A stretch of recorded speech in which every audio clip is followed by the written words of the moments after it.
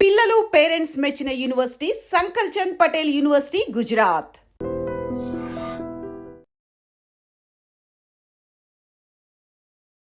నమస్తే, welcome to iDream media. Diabetes ఇది చిన్న పెద్ద అని తేడా లేకుండా అందరినీ వేధిస్తున్న ప్రధాన సమస్య. అయితే ప్రజెంట్ ఉన్న జనరేషన్లో ఆహారపు అలవాట్లు కానివ్వండి, మరి ఏదైనా అవ్వచ్చు, అసలు ఈ షుగర్ వ్యాధి ఎందుకు వస్తుంది, ఒకవేళ షుగర్ వ్యాధి వస్తే ఎలాంటి జాగ్రత్తలు తీసుకోవాలి, మన ఆహారపు అలవాట్లు ఎలా ఉండాలి అనే విషయాలు అయితే మనతో మాట్లాడడానికి డాక్టర్ శైలేష్ శ్రీనివాస్ గారు అయితే మనతో ఉన్నారు. ఆయనతో మాట్లాడతాం. సార్ నమస్తే సార్. ప్రజెంట్ జనరేషన్లో అయితే చిన్నపిల్లల దగ్గర నుంచి పెద్దవాళ్ళ వరకు ఏజ్తో సంబంధించిన అందరూ కూడా ఈ యొక్క డయాబెటీస్తో బాధపడుతున్నారు. అంటే పని ఒత్తిడి కావచ్చు, లేదంటే ఇంకేదైనా అవసరం వైట్ ఫుడ్స్ లాంటివి ఏమైనా అవ్వచ్చు. అసలు ఎలాంటి ఫుడ్స్ తీసుకుంటే బాగుంటుంది, అంటే ఎలాంటి జాగ్రత్తలు తీసుకుంటే షుగర్ వ్యాధిని మనం అంతం చేయొచ్చు అంటారు? ఫస్ట్ ఆఫ్ ఆల్ ఐడ్రీమ్ ప్రేక్షకులకు నమస్కారం. షుగర్ వ్యాధి కాదు, డిజార్డర్. దీన్ని మొట్టమొదటిగా ప్రతి ఒక్కరు గమనించాలి. వ్యాధి అని అనుకోకండి ఎవరు కూడా. అయితే కరోనా తర్వాత భారతదేశంలో విస్తృతంగా ఈ యొక్క షుగర్కి సంబంధించినటువంటి డిజార్డర్ డయాబెటీస్ పేషెంట్స్ చాలా విపరీతంగా పెరిగారు.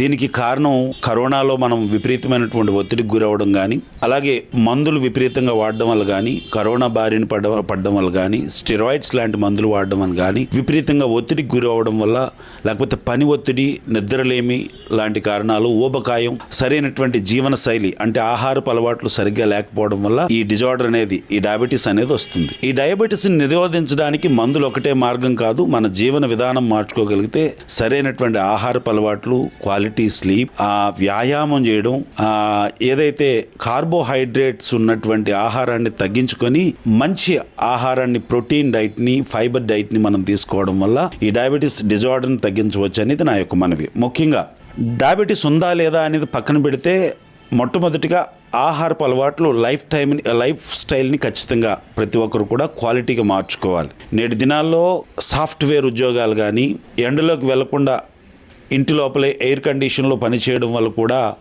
శరీరానికి సరైనటువంటి వ్యాయామం లేకపోవడం వల్ల, బ్రెయిన్ విపరీతమైనటువంటి ఒత్తిడికి గురవడం వల్ల, హార్మోనల్ ఇన్బ్యాలెన్స్ వల్ల మెటబాలిజం సిండ్రోమ్ లాంటివి వచ్చి ఈ యొక్క డయాబెటీస్, ఊబకాయం లాంటివి వాటి వలన డయాబెటీస్ వస్తూ ఉంది. అయితే మీ అందరికీ చెప్పేది ఒకటే, కరోనాలో చాలా మందికి చెప్పాం ఎటువంటి ఆహార సూత్రాలు తీసుకుంటే మంచిది అని. ముఖ్యంగా తీసుకోవలసినటువంటి ఆహార సూత్రాలు ఏంటంటే, 4 వైట్స్ని విషపూరితమైనటువంటి వైట్ పాయిజన్ అని అంటారనమాట. అందులో polished rice, white sugar, white salt, అలాగే ఈ మైదా లాంటి వాటిని మనం కొద్దిగా పక్కన పెట్టగలిగితే, ఇదివరకు తిన్నదానికంటే తగ్గించేయగలిగితే మంచిది.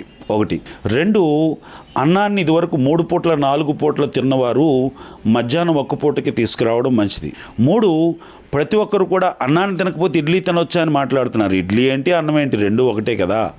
పిండి పదార్థాలను, కార్బోహైడ్రేట్స్ని మనం వీలైనంత వరకు తగ్గించాలి. మార్కెట్లో దొరికే అన్ని కూరగాయలను కూడా తినొచ్చండి. ఈవెన్ చిలకడ దుంపల గురించి ఒక టాపిక్ వచ్చింది ఇంతకుముందు, చిలకడ దుంపలు తినకూడదా అని.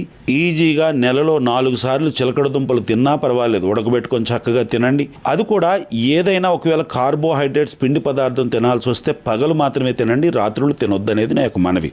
మార్కెట్లో దొరికే ఆకుకూరలు అన్నీ కూడా సలాడ్ లాగా చేసుకొని తినడం, కిచిడీ లాగా చేసుకొని తినడం చాలా మంచిది. బోర్ కొట్టకుండా రోజు చపాతీ, చుక్కా రోటీ కాకుండా రోజుకొక మంచిదాన్ని మారుస్తూ మంచి ఆహార పదార్థాలను, ప్రోటీన్ డైట్ని తీసుకోండి.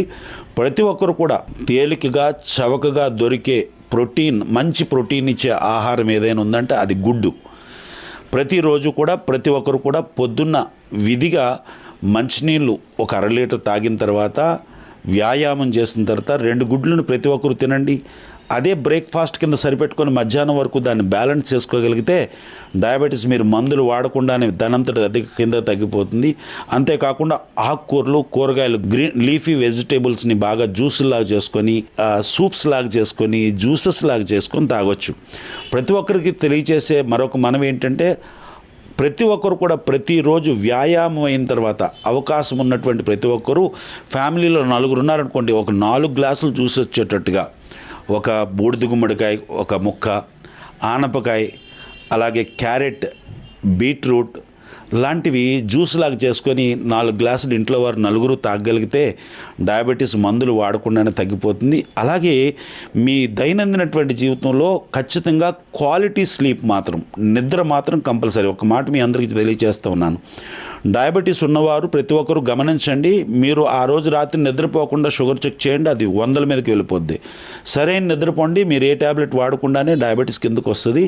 కాబట్టి ప్రతి ఒక్కరు కూడా ఆరోగ్యవంతమైనటువంటి ఆహారాన్ని, వ్యాయామాన్ని, క్వాలిటీ స్లీప్ని ఖచ్చితంగా ప్రతి ఒక్కరూ చేయగలిగితే మందులు లేకుండానే డయాబెటీస్ని మనం తగ్గించుకోవచ్చు. ఒకవేళ రెసిస్టెన్స్ డయాబెటీస్ లాంటివి, టైప్ 2 డయాబెటీస్ లాంటివి ఉన్నవారు ఖచ్చితంగా ఆయా మందులను వాడుతూ తగు సూత్రాలను కనుక్కోగలిగితే, తరచుగా మీరు మంచి లైఫ్ స్టైల్ని మీరు కానీ అలవాటు చేసుకోగలిగితే రాను రాను మీ దగ్గర ఉన్నటువంటి ట్యాబ్లెట్ల సంఖ్య తగ్గిపోయి నెమ్మదిగా మీకున్నటువంటి ఈ యొక్క డయాబెటీస్ తగ్గిపోతుంది. మీరు ఈ ఆరోగ్య సూత్రాలు పాటిస్తే సరిపోతుంది. మరొక విషయం, ఎవరైతే డయాబెటీస్తో బాధపడుతున్నారో వారు 10% మీ బరువులోంచి, ఉదాహరణకు మీ యొక్క 70 కేజీలు బరువు ఉంటే 7 కేజీలు మీరు తగ్గగలిగితే మీరు ఏ మందులు వాడకుండానే డయాబెటీస్ మీ కంట్రోల్లోకి వస్తుంది. ఈ విషయాన్ని గమనించి ప్రతి ఒక్కరూ ఆరోగ్యంగా ఉండవలసిందిగా మనం చేస్తూ ఉన్నాం. సార్, ఇప్పుడు ప్రజెంట్ జనరేషన్లో ప్రతి ఒక్కరు కూడా బిజీ లైఫ్ సార్.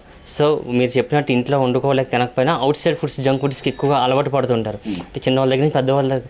సో ఇలా అవుట్ సైడ్ ఫుడ్స్ తిన్న వాళ్ళు ఏమైనా డయాబెటీస్ లాంటిది వచ్చే అవకాశం ఉంటుందా సార్? ఎస్, నేనేమంటున్నానంటే బయట వ్యాపారాలు చేసుకునే వారిని తప్పు పట్టాలని నేను మాట్లాడటం లేదు. కోవిడ్ తర్వాత ఆరోగ్య సూత్రాలు పెరిగాయనే కంటే బయట భోజనాన్ని, బయట ఫాస్ట్ ఫుడ్స్ని, బయట రెస్టారెంట్స్లో భోజనం చేయడం అనేది ఫ్యామిలీస్ ఎందుకు అలవాటు చేసుకున్నారు. అది ఫ్యామిలీలో బిజీ లైఫ్ కావచ్చు, వండలేనటువంటి పరిస్థితులు కావచ్చు, భార్య భర్తలు ఇద్దరు పనికి వెళ్ళడం, ఇంట్లో వాళ్ళందరూ ఉద్యోగానికి వెళ్ళడం వల్ల కావచ్చు. నేనేమంటున్నానంటే వీలైనంత వరకు బయట దొరికే ఫాస్ట్ ఫుడ్స్ని, ప్రాసెస్డ్ ఫుడ్ని మనం అవాయిడ్ చేయడం మంచిది. లైక్ ఈ పానీపూరీలు, ఈ పకోడీలు లాంటివి, ఈ యొక్క ఏవైతే ఈ పిజ్జా, ఈ నూడిల్స్ లాంటివి, ఈ బ్రెడ్తో తయారు చేసే ప్రాసెస్డ్ ఫుడ్, ఈ డైరీ ప్రొడక్ట్స్, ఈ బేకరీ ప్రొడక్ట్స్ని, మిల్క్ ప్రొడక్ట్స్ని కూడా బయట నుంచి తీసుకోకపోవడం మంచిది. కేక్స్ లాంటివి ఇవన్నీ కూడా అత్యంత ప్రమాదకరం. KFC కూడా ప్రమాదకరమే అంటున్నాను, సారీ నన్ను క్షమించాలి. అప్పుడప్పుడు తినడం తప్పులేదు, కానీ రెగ్యులర్గా అవి తీసుకోవడం వల్ల మీకు ఎంతో కొంత ఆయిల్ సంబంధించినటువంటి సమస్యలు మీకు వస్తాయి. ఎందుకంటే వారు ఆయిల్లో ఎప్పటికప్పుడు మార్చరు కదా, వారు వ్యాపారం చేసుకుంటారు, దాంట్లోనే పదే దాన్ని ఉడికించడం, వేపడం లాంటివి చేస్తూ ఉంటారు. కాబట్టి ఆ ఆయిల్ మరిగి మీకు ప్రాణాంతకంగా ఉంటుంది.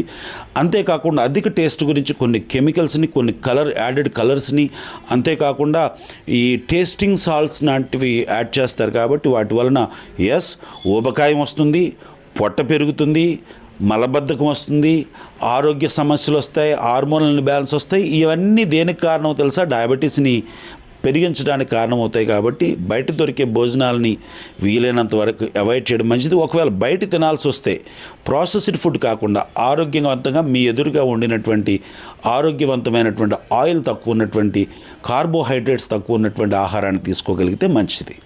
Thank you.